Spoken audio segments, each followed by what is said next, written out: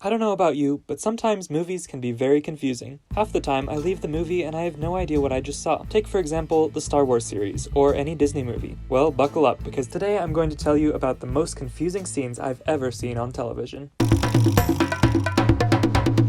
Have you seen the Harry Potter movie? Well, I have, and I really enjoyed it. Excellent. However, there's this one scene that I really don't get. I just can't put my finger on why the director would write this scene and why the actors would go along with it. In this scene, the grumpy but lovable teacher, Maddie Moody, turns the movie's villain, Malfoy, into a ferret. Oh no, you don't, Sonny! The moment is one filled with joy and justice. Unfortunately, it's ruined when McGonagall puts it to a stop. What are you doing? Is that a student?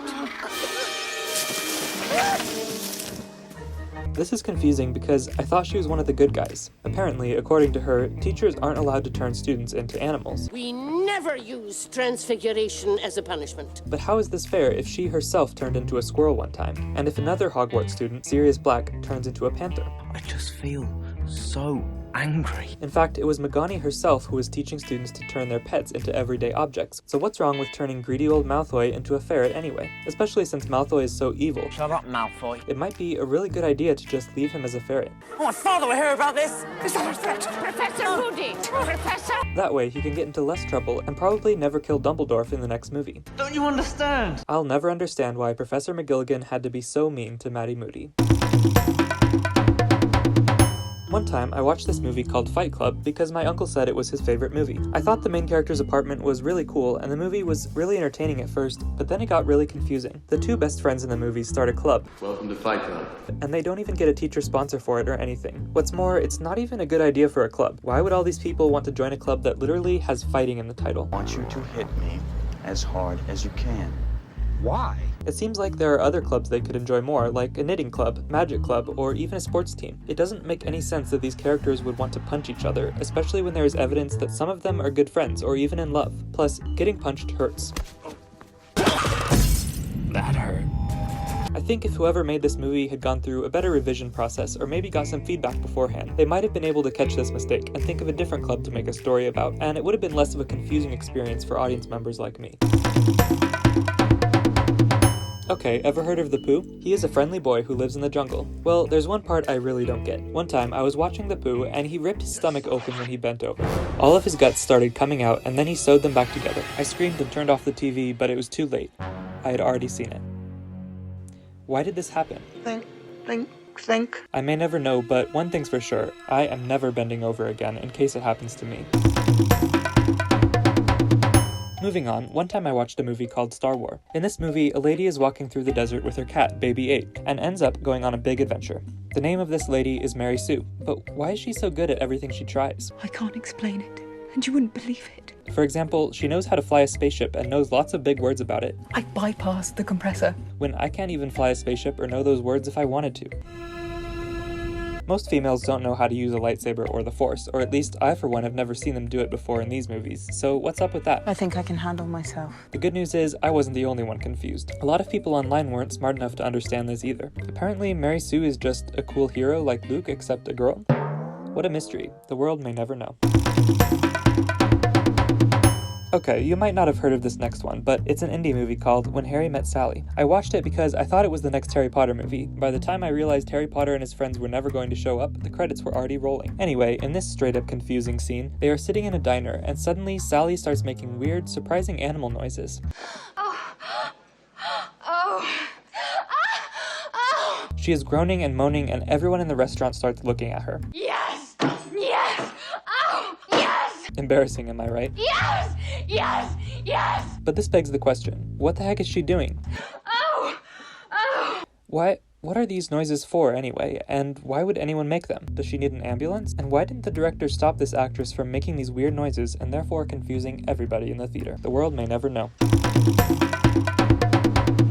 You didn't think I forgot about Beauty and the Beast, did you? Well, of course not, because it might be the most confusing movie of all time. Basically, a princess named Bella falls in love with a big hairy bear named the Beast. But why did she fall in love with him? No offense, but he's not even very handsome or attractive at all. In fact, one might say he is a little bit ugly.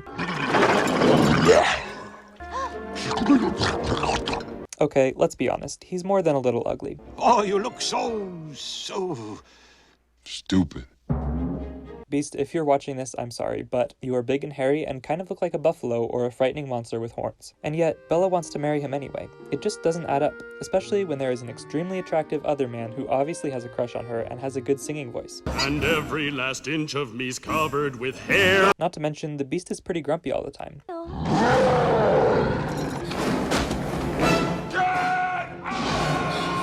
So what does Bella see in him? I bet he's really warm and soft to cuddle with at night, but other than that, it just doesn't seem like a very fun relationship. Maybe she likes his muscles, who knows? But frankly, I don't see any chemistry, which makes for a very confusing love story. For who could ever learn to love a beast? Oh well, I guess Walt Disney just didn't feel like explaining himself that day.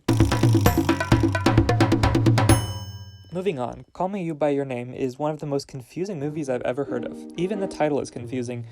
Why would you want to be called by someone else's name? Call me by your name and I'll call you by mine. Sounds like identity theft to me. You might be thinking that they are both one person, but remember, as established in a previous video, the Law Picabo states that two people cannot be one. Anyway, the most confusing moment of all is at the end, when Timmy Chalamet starts randomly crying for a really long time. I get it, I cry all the time too, especially when people leave mean comments on my Lion King video, but why would you put this at the end of the movie? And what on earth is he looking at in the fire that's making him so sad? Is someone burning up in there or something? It's like, come on cameraman, turn the camera around so we can see. That's your whole job. These filmmakers really need to go back to film school so they can learn how to make their movies a little more easy to understand in the future. Maybe that's why poor little Timmy is so upset. The world may never know. Okay, The Wizard of Oz is kind of funny, but did you know? It's also very confusing. Even if you overlook the glaring mistake when they switch from black and white to color, the storyline still doesn't make an inch of logic. Take, for instance, the scene where Dorothy squashes the Green Witch by parking her flying house right on top of her head like a boss. Everybody celebrates the Green Witch's death. But then she just comes right back alive as though it never happened. If the Green Witch can escape death that easily, how can we believe that she's really dead when Dorothy kills her a second time? If she can survive a whole house to the head, you'd think she could survive a little bit of dumb water.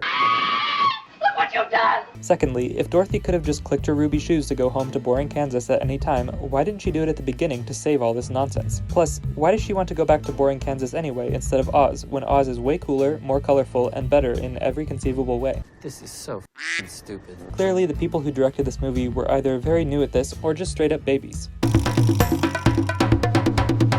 Last but not the best, it's time for the most confusing movie I have ever seen eyes on. You guessed it, Avengers Infinity Stones. When the bad guy, Thor, snapped his fingers and everyone started blowing away into dust, I almost got up and left the theater because I was so confused. Here's the thing, you can't possibly make your enemies blow away just by snapping your fingers, especially if they're superheroes. Trust me, ever since seeing Avengers, I have tried Thor's little snapping trick many times whenever my enemy, the health inspector, comes to visit my restaurant in the woods, and yet it never does anything. Yet somehow, when Thor snaps his fingers, he manages to make all his enemies go bye-bye like magic. Can anyone explain to me how he did that? Oh wait, you can't. It's just impossible. The world may never know. Hopefully Marvel has learned his lesson to make a less confusing movie next time if he wants any chance at the box office. Okay, movie men, that's all for today. If you hear about another movie that's confusing, be sure to write a letter to Hollywood explaining how they can improve for the future. And leave a comment telling us what movie scenes were the most confusing in your life. Don't forget to subscribe, and share this video with every filmmaker you can find in sight to stop the spread of confusing cinema for the sake of our children. Have fun, and thanks for your loyalty.